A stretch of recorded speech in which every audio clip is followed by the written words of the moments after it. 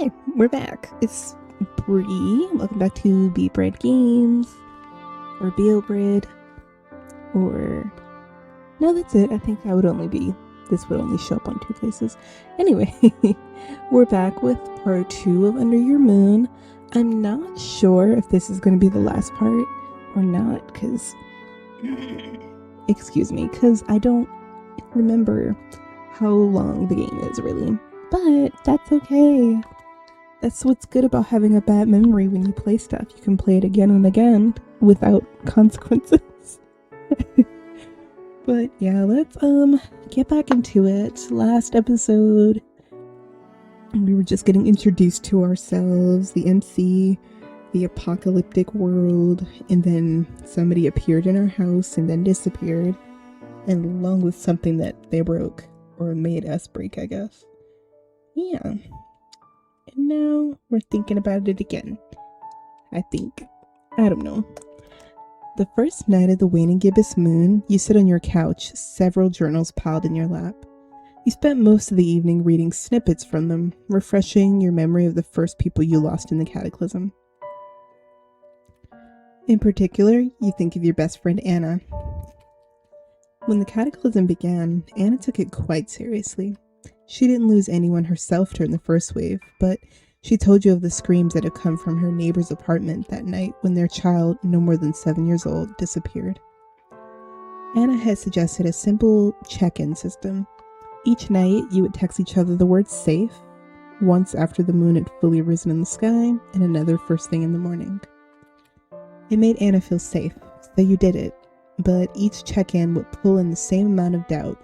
If you didn't answer, or she didn't, all the system did was alert the other of the fact that the other person was gone.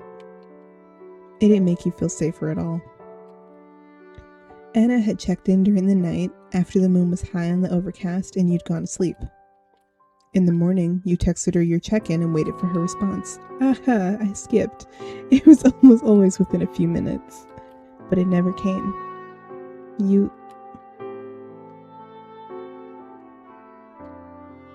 Well, definitely wouldn't ignore it. That's sad.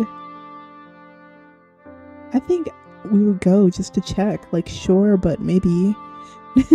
You'd race to her house, dread boiling in your stomach like acid. You'd already known before you arrived what must have happened. Just as you suspected, the check-ins hadn't kept her safe. They just kept you in the know. She disappeared right in front of her mother during the night. Anna had often said that the sound of her neighbor's screams were permanently caught in her ears, that she could hear them during any quiet moment. After that day, you finally understood what she meant. Her mother's sobs never left you. You still remember her laugh, and how you would sneak elaborate meals into late-night movies. The bonds of friendship you forged remained in place, but the person herself? Anna's face has long swum out of focus. You can remember the things she'd say, but her voice is no longer attached to the words, simply faded into the background. You don't know when it happened exactly, but time and distance had burned away every detail of her, leaving only the essence behind, a whiff of what had once been there. Her memory existed in a limbo, as if she had always been there, and always been gone. You read over the last journal entry detailing a particular trip with Anna that you no longer recalled but could feel. The warmth of her memory radiates through the words. You release a long breath, looking up from the pages, and make eye contact with a set of blue eyes. Jesus Christ. They take a step forward, looking tense, angry even. This isn't right. You can't be here. You throw your book, an inadvertent reflex provoked by the unsettling expression on their face, in the hope to deter them from coming any closer. The book sails right through them, landing on the opposite side of the room. You stare at each other for a moment, both frozen and uncomprehending. You recover first. I am supposed to be here. This is my apartment. Not to mention I'm solid while you gesture at the book that had just phased through them. You're obviously the impossible person here. You don't understand. No one is meant to be here. The entire place is empty, isn't it? You weren't sure how to answer, or if you want to be honest. The moment calls to mind a childhood memory of your mother teaching you not to tell strangers you were home alone. It's not empty. It isn't? No. They stare at you, and you get the distinct impression that they think you're lying or deeply unhinged. How are you even here? I don't know.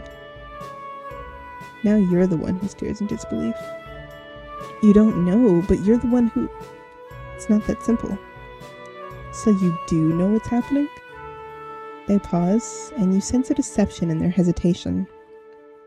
To me, you're the one appearing.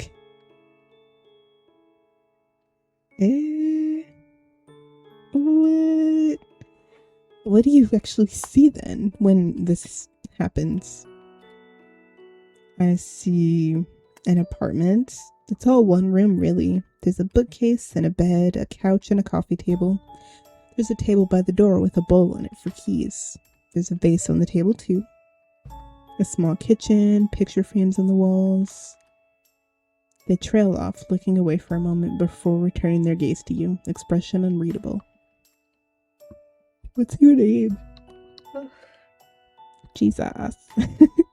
You don't think they'll answer, but then... Knox. My name's Knox. I'm Dell. You should be more unnerved. Why aren't you more afraid? I don't know. Stranger things have happened. I'm a lot less calm than I look, trust me, but... You gesture to the book on the floor behind them. It seems like we aren't even truly in the same place. We can just see each other. You draw a bit closer, squinting at Knox. If you look really carefully, you realize you can actually see through them. They seem more like a projection or a hologram, there but not physically. I doubt you could hurt me if you wanted to. I don't want to hurt you. Their tone is serious and certain, but you only shrug slightly. So, you are alone? Yes. How alone? I don't know for certain, but very. I haven't seen someone else, or even signs of someone else, in a very, very long time. Your voice is starting to ache. It's been ages since you've spoken so much. Literally, right while I'm thinking, oh my god, my throat's starting to hurt. That's so funny. What did you mean exactly that I'm not supposed to be here? Wow, that scared me so bad. A whole thing just fell over. You didn't mean just in my apartment, did you? They hesitate as if about to say something, and then they disappear once more. With Knox gone, you're suddenly acutely aware of being alone, but it's a different kind of alone that you've become accustomed to. The feeling has a name that slides just out of reach each time you get close. It bothers you.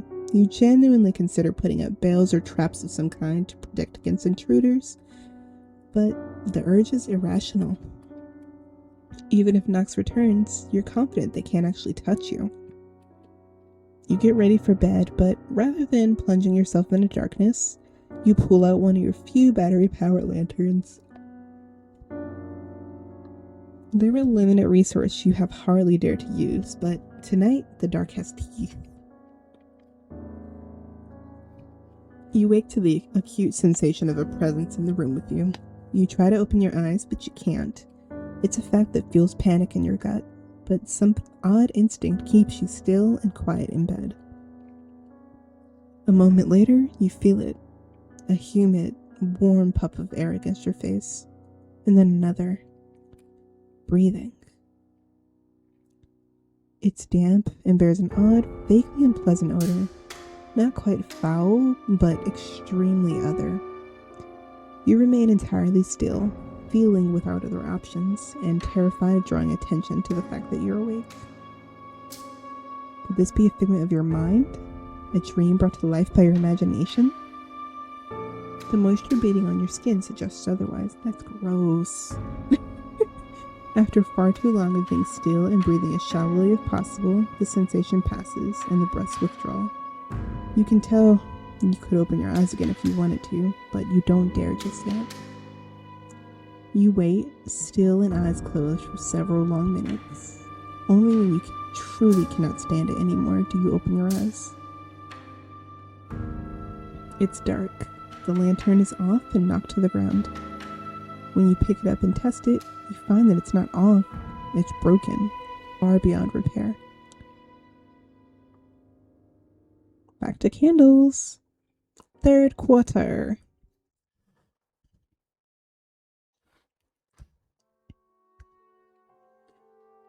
Your trust in your own...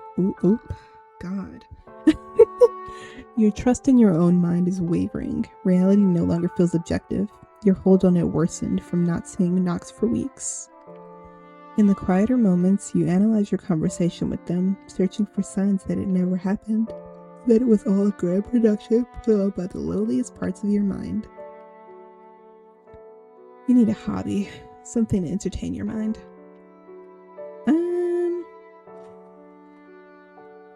Plans kind of takes too long in between, I think. Either whittling or knitting. Let's do whittling.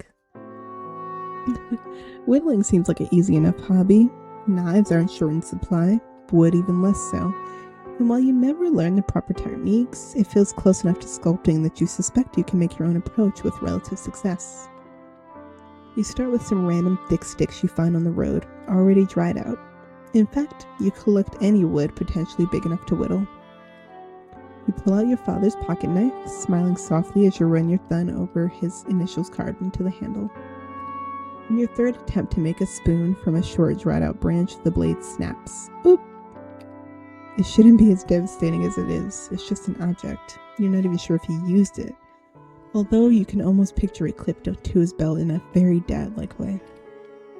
You manage to remove the blade from the handle, discard the broken pieces, and holding onto the handle in hopes that you can fix it at some point. You locate a new knife, one that seems to have a sturdier blade, and use this instead. It admittedly works better than your father's knife, and you begin accumulating shoddily carved spoons at an alarming rate. You find that you have a knack for it, and soon you're able to carve out small animals in basic shapes. What you enjoy most, however, is the distinct feeling that you're becoming adept with the knife, even if whittling is a far cry from self-defense skills. You're restless. Wandering through the streets in the darkness has become easier than being alone in your apartment, so you perpetually find yourself under the red-hazed moon. With the moon now halved in the sky, and the red shadow so starkly different from the white moon, it looks almost as if there are two moons, one overlaying the other. Your mind keeps wandering to your brother. He disappeared on the night of the third quarter moon. The moment is burned into your brain, somehow impervious to the fade and dulling that all your other memories are subject to. Of course, this is the one memory you'd be happy to allow fade. As you walk, moonlight flashes red and you immediately halt. In the distance, you hear a strange sound, almost like a wailing noise. Soft at first, before growing increasingly louder. Closer. You don't wait to see its source. Instead, you head straight towards your apartment. As you approach your building, another flash of red distorts your vision. Your apartment is demolished. Oh. Whoa, I don't remember that at all. See? This is why it's fun to play things again.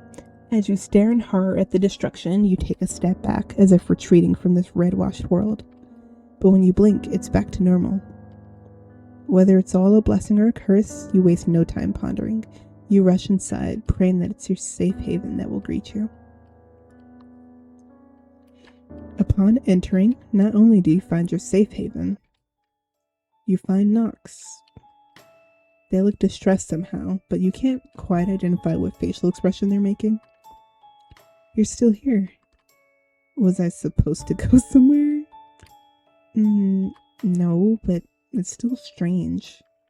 You laugh dryly. Well, you can always try checking back tomorrow. Maybe the cataclysm will take me tonight. Okay. You blink twice, waiting for them to say more. They don't. This response is different from their usual short manner of speaking. The hesitation in their voice is tinged with confusion. The unease in your stomach grows stronger.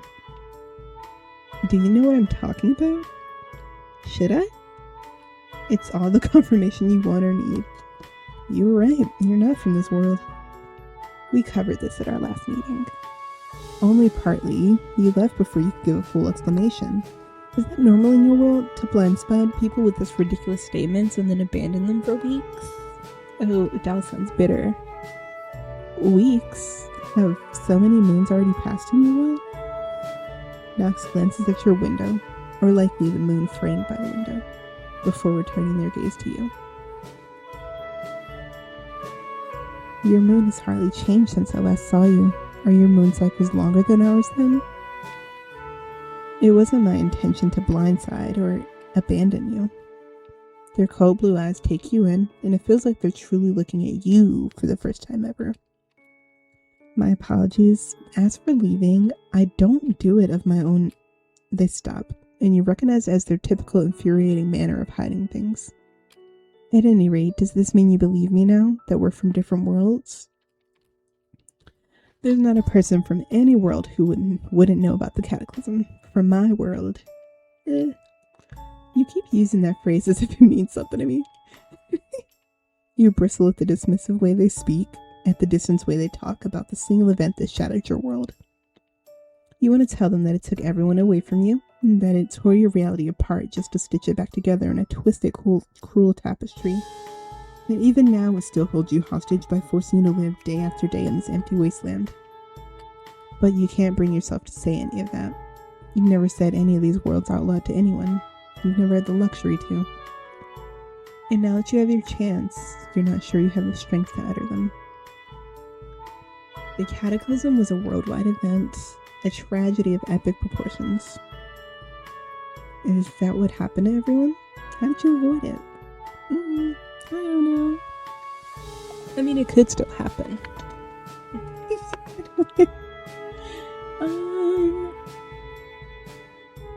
I feel like being sarcastic is going to get us nowhere.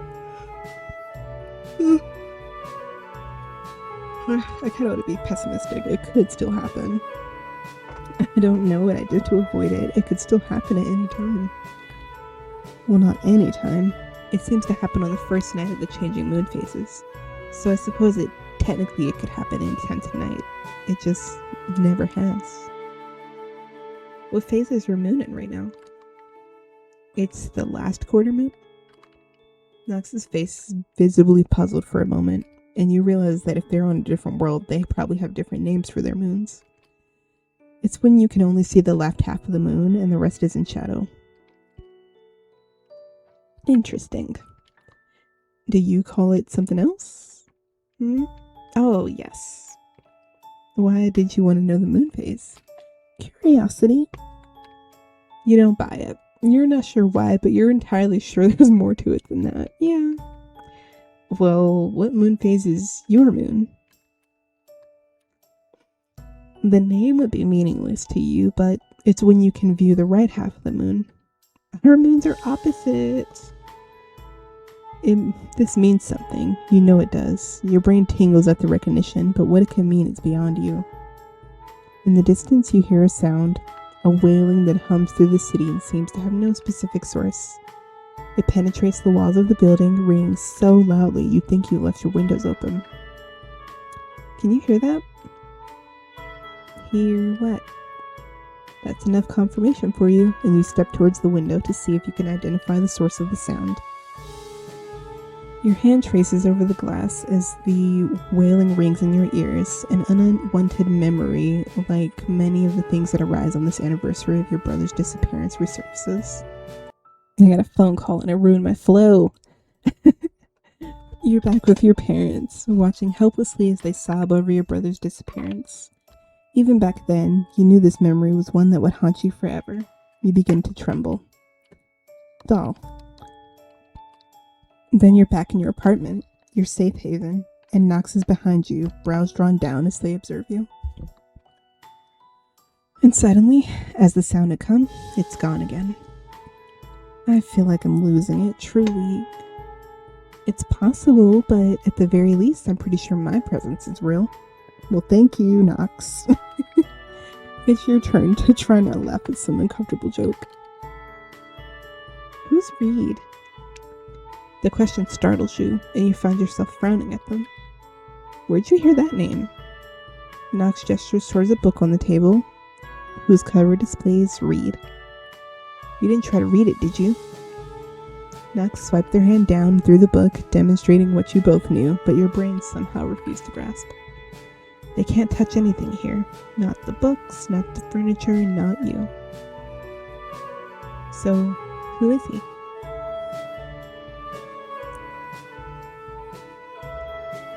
See, I feel like I would refuse to discuss him, but I want to know the lore. This isn't about you, doll. This is about me being nosy.